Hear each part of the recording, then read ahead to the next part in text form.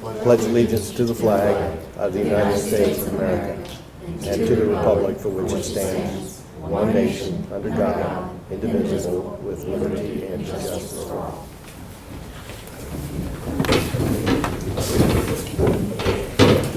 Roll call. Barb. Here. Terry. Here. Bobby. Here. Rose. Here. Stephanie. Here. Matt. Here.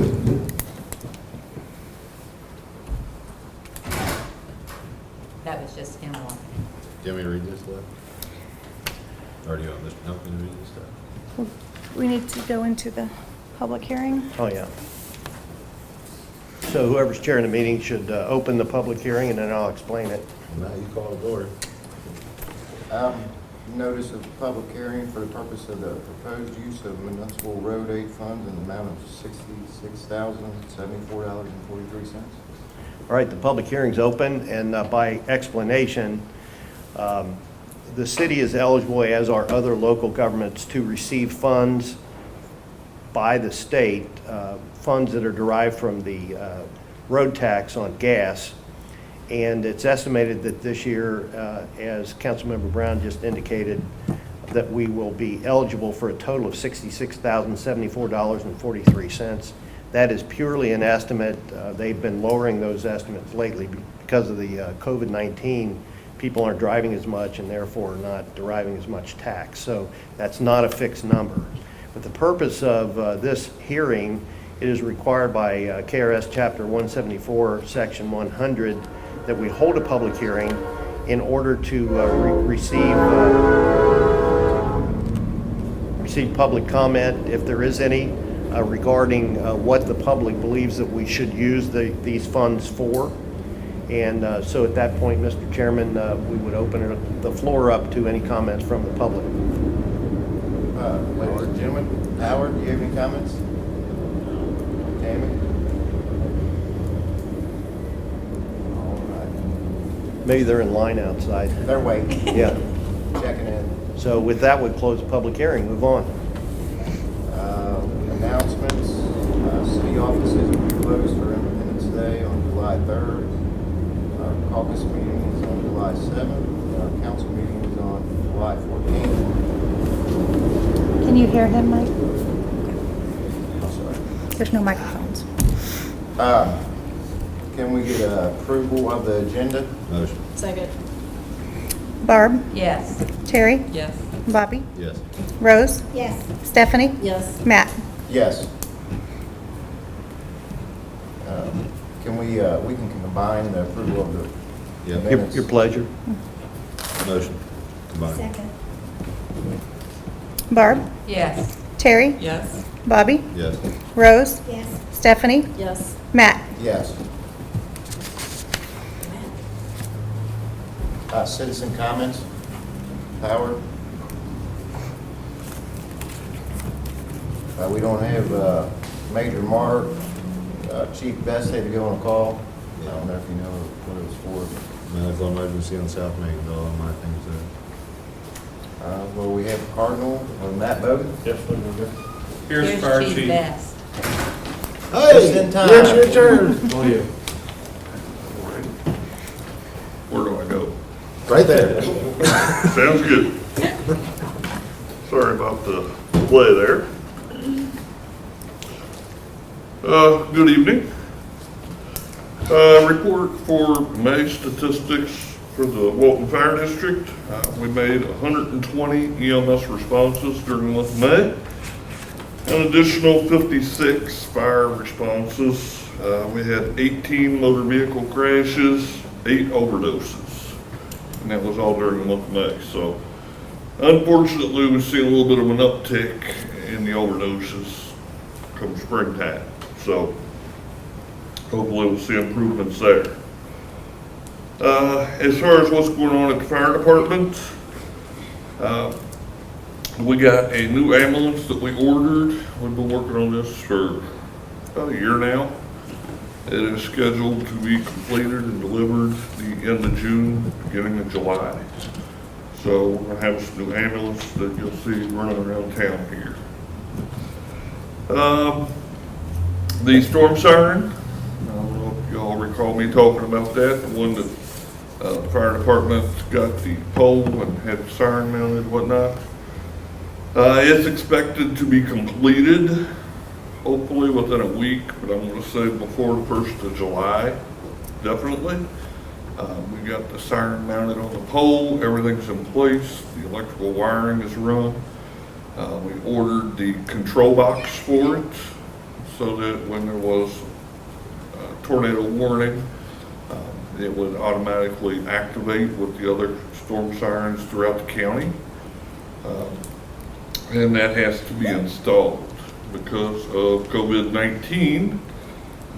That was scheduled to be installed about the time this all hit. So Federal Signal basically shut down their operations, which is who's installing the control box and hooking that up. So they're back up and running, and you know, they've given me an estimated date to come and install that within the next week or two. So the fire departments, we have already hired 2, and come about August, we will have a 3rd new full-time firefighter added on to our roster. That is going to bring us up to 8 full-time firefighters on each shift, in addition to daytime staff, which is 4 additional, including myself. And that is also going to put 3 full-time paramedics on each shift.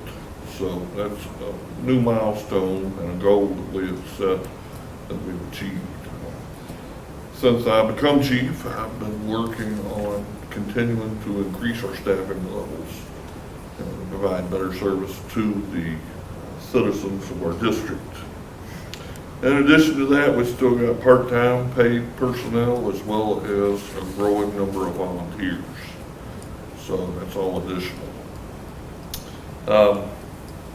The reason that this is so important, other than just providing better service day to day, I provided everyone with a copy of something that I got off the internet and printed out.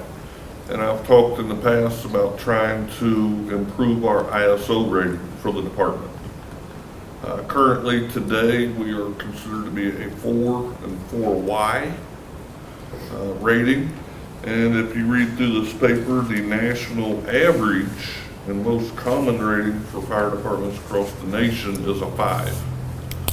So we are shooting for a 3 is our goal. The lower the number, the better your rating is.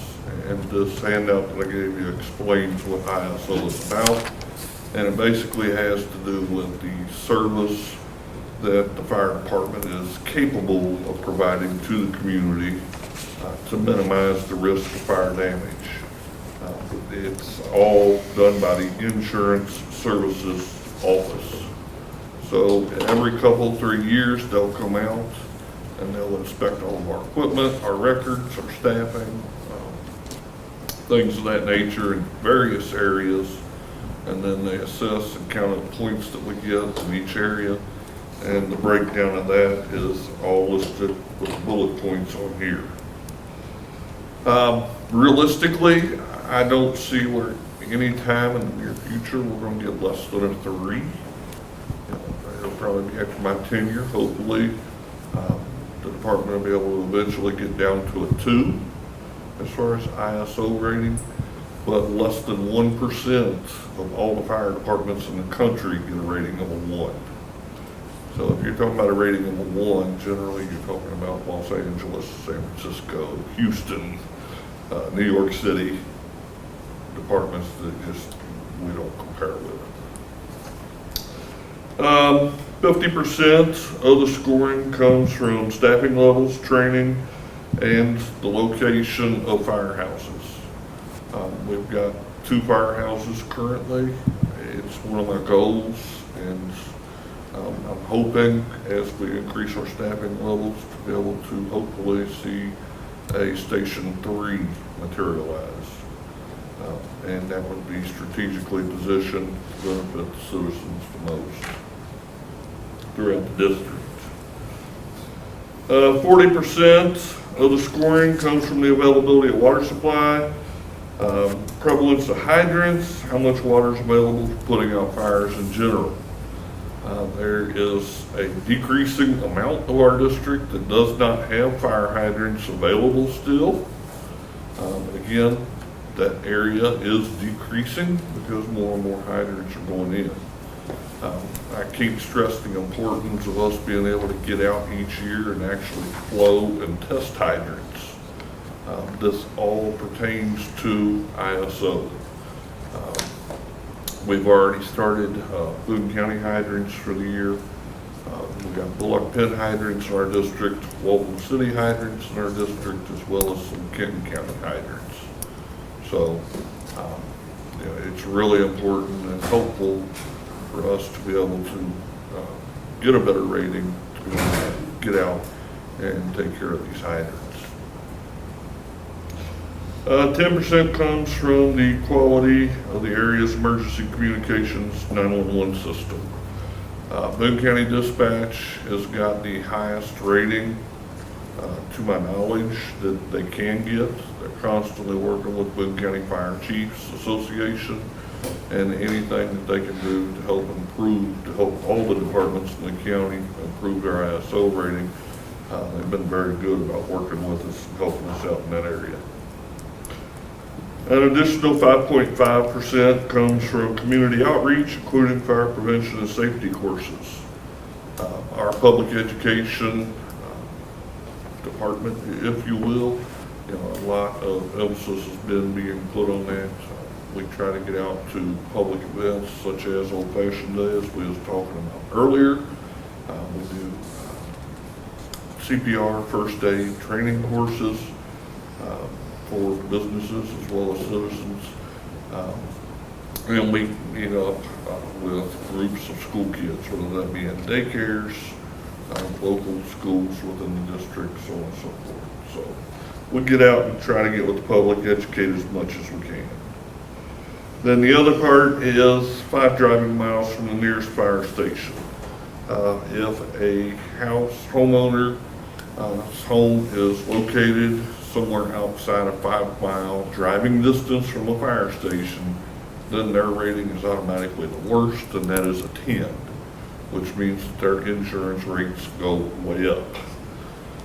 Again, one of the goals would be to build a Station 3 that's going to basically take care of any residents within our district that's outside that 5-mile driving distance.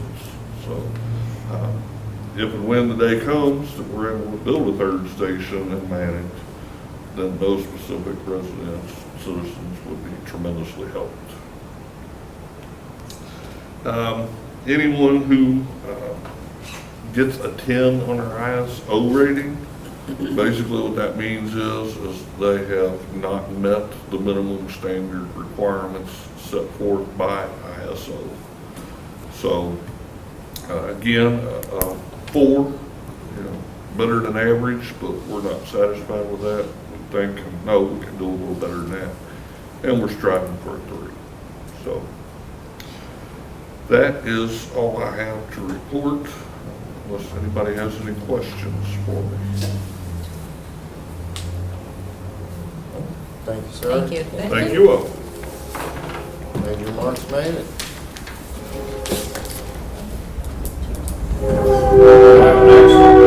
Yes, sir. Fashionably late. Good to see you all after our 2-month vacation.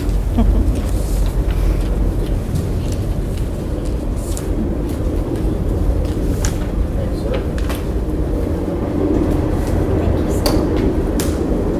sir. Thanks, sir. So, what y'all got in front of you since I haven't been here since the March meeting is I gave you a monthly report for the last 3 months. So there's a monthly report for the March on the front page, and then April and May are on the second page. Shouldn't come as any surprise. A lot of law enforcement activity has been down since the last events of the last few months. Traffic enforcement's way down, but of course, traffic accidents are way down. Your accident rate in Walton is actually significantly higher than the county at large, I think probably because, you know, month in, month out, a lot of your traffic accidents are in parking lots anyway. Yeah, I mean, Sad. the most common location for accidents in the city of Walton is the Flying J. Every month. Flying J and Kroger's is probably second. But yeah, I mean, I think your accidents for the last couple months are down about maybe 40%. Across the county, they were down by about 2/3, just because people weren't out driving.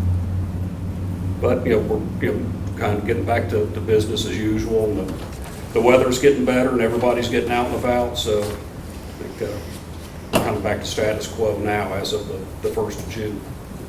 So if we stay away from Flying J and Kroger's at the end of the month, we're safe. Stay away from Flying J and don't drive a tractor trailer. Gotcha. Any questions I can answer for y'all? Thanks. Thank you. Thanks, sir.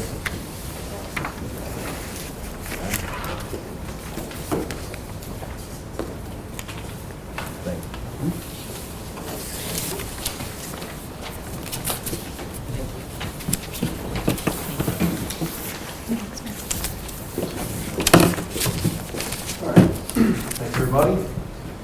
On the High Street Bridge project, I talked to Lisa Burns of Dunrobin Associates this morning. They are still awaiting the title transfer paperwork from the Rouse family. They've been... Sorry, Matt, I have that now. You have it, okay. I'll review it and send it over tomorrow. Okay, thanks. All right, well, good. Never mind. So yeah, once that is all approved on our end, they can make the offer on the easement and process that. They've also been making headway with the railroad, and they expect they should get their documents signed come in next week. And then at that point, we can send everything to the state and get the right-of-way certification, and then finally start working on getting the bid documents submitted. For the Splash Park project, the plans are complete, the bid documents are nearly complete. There are a few more items, technical specs on some of the fixtures that I need to get in. But Bluegrass Recreation has been helping kind of guide me in the right direction on how to get the language right. So hoping to get that advertised next week. The Owens property project, Duke Energy sent in the utility impact letters for electric and gas. They didn't really see any major impacts on either end for the project. Everything that they have, I think the electric is all up towards the road. The gas, I think there might be something by the road as well, but what we have planned is not going to, shouldn't have any major effects on that. And then, based on the conceptual plans that Branstetter Carroll provided, prepared for the city, I got an engineer's estimate together for the grant application that Cassandra was working on. Based on the scope of work, it made sense to do a phased build out, which then lets us, we can apply for the grant for phase one, and then once that is built, I think we have to take off a year in between, but then 2 years from the initial application, we can try applying for additional grant funds to do future phases of the project. So the phase one is the initial site preparation, grading, clearing, improving the drive aisles, parking areas, and then the asphalt multi-use path that pretty much wraps around the lake. And that came in at $273,800. And then last but not least, the 2020 road resurfacing project is out to bid currently. The bid opening is scheduled for the 18th at 3 o'clock in the city building at City Hall. I think we have, I think 2 contractors have picked up the specs so far. And there's a couple others that I expect I'll probably hear from in the next few days. It's been different because unlike our usual process for bidding, since Cardinal is not fully open to business yet, we've been trying to do everything electronically, which is it's been kind of a process so far, but it's going all right. I'm don't think anybody that is interested has had trouble reaching out to us. And I heard from the state this morning, because Richland, Chambers, and Old Nicholson Road all get into state right-of-way for US 25, the required encroachment permit. The applications have been submitted. The state just asked if for Richland and Chambers that we could have crosswalk markings and stop bars put in for the side street, which is fine. So I'll get that amended and send everything out to the bid holder. So, did anybody have any questions? Does anybody know what GMT was doing down on High Street, On Church Street? Church Street? I haven't heard anything. Was that this week, Stephanie? Yeah, I saw their backhoe or whatever, trackhoe down on in front of the Owens property down there at the bottom of the dam. Yeah, they were putting in new culverts. Oh, is that the culvert extension? That's what I'm asking. That's probably what that is. The ditch through there was we were having trouble that it was overflowing all the time. flooding issue. So it actually came up back last winter that Roger and I met out there and looked at it, and we were just going to extend the culvert down to the next manhole at Showalter Trace and put inlet boxes every so often to capture the water that way. So that's probably what that is. I had somebody bring something up to me this week, and that was the Andersons over there on Edwards. Wanted to know if that issue was ever going to be taken care of. Yeah, it comes up every so often, and yeah. She said they've been waiting. Nobody's done anything. Okay. Yeah, it's one of those things that the mayor and I talk about every so often, and it never gets to the point of getting a contractor out on it. So yeah, next time I talk to Gabe, or I'll call him tomorrow if he hasn't come out tomorrow. Okay, I'll let her know. Sounds good. Yeah, thanks. Anything else? Thanks, everybody. Approval of bid. Next for the industrial park sewer system improvements, industrial park sewer lift station and force main. I don't have that paper there. Do you have that, Duncan? Yeah. Yeah, we have a letter from Monarch Engineering indicating that there were 5 bids submitted. Lawn Card Construction Company had the low bid at $551,400. The engineer's estimate was $512,000. With 10% contingency and everything, it would end up at $701,000. So they're recommending that Lawn Card Construction Company be awarded their base bid of $551,400. So moved. Second. Sorry. Barb? Yes. Terry? Yes. Bobby? Yes. Rose? Yes. Stephanie? Yes. Matt? Yes. Who first and seconded, please? Stephanie. So next we have a resolution, if Duncan wants to read that for us.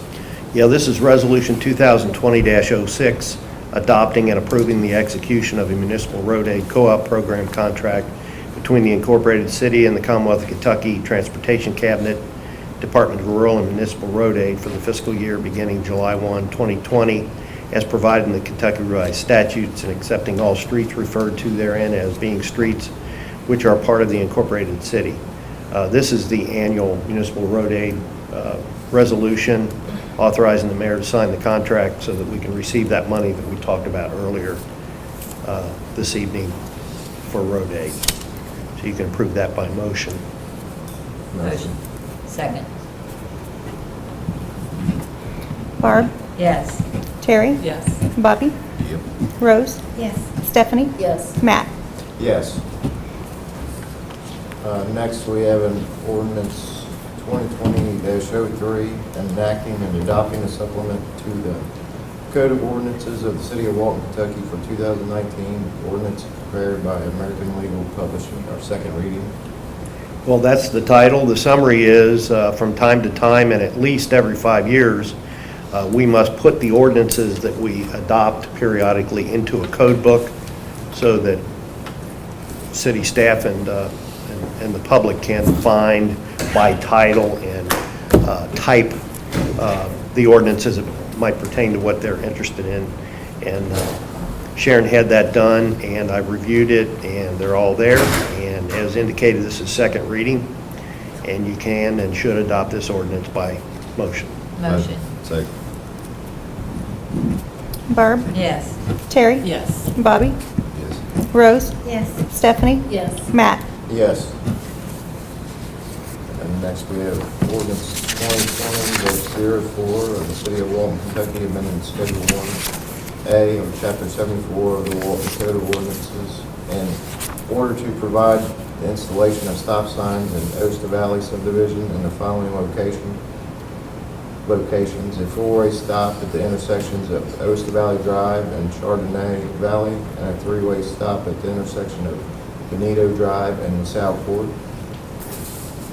This is first reading. The law doesn't require it, but you all typically do vote on first reading. That title summarizes accurately the contents of the ordinance. Matt did supply me with a drawing. I don't know if you all got that. They did. But it's circled where the stops are. There are some stop signs, I believe, at both of those intersections, but not everywhere is called out in the ordinance. So if you want to have a four-way stop at the one at Ossa Valley and Chardonnay, and a three-way stop at Benito and LaSalle, you can do that by adopting this ordinance and approving it for first reading tonight if you'd like. Motion. Second. Barb? Yes. Terry? Yes. Bobby? Yes. Rose? Yes. Stephanie? Yes. Matt? Yes. Next, we have our budget ordinance, 2020-05, if you want to. You're tired of reading the title? This is an ordinance of the city of Walton, Kentucky, adopting the city of Walton, Kentucky annual budget for the fiscal year July 1, 2020 through June 30, 21, by estimating revenues and resources and appropriating funds for the operation of the city government. And then if you look at section 1, which starts on page 1 and goes over to page 2, it outlines the various funds that are part of this budget, anticipates the revenues, and makes the various appropriations as indicated in the title. Again, this is first reading, and you can acknowledge your approval by motion. Motion. Second. Barb? Yes. Terry? Yes. Bobby? Yes. Rose? Yes. Stephanie? No. Matt? Yes. Okay.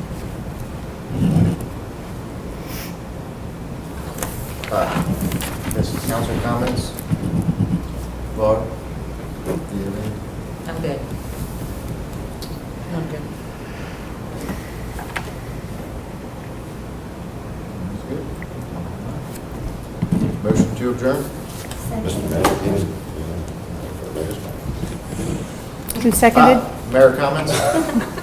Who seconded? He told me he'd be. Who first? I got Rose for first. Who seconded? Me. Yeah, okay. Barb? Yes. Terry? Yes. Bobby? Yes. Rose? Yes. Stephanie? Yes. Matt? Yes.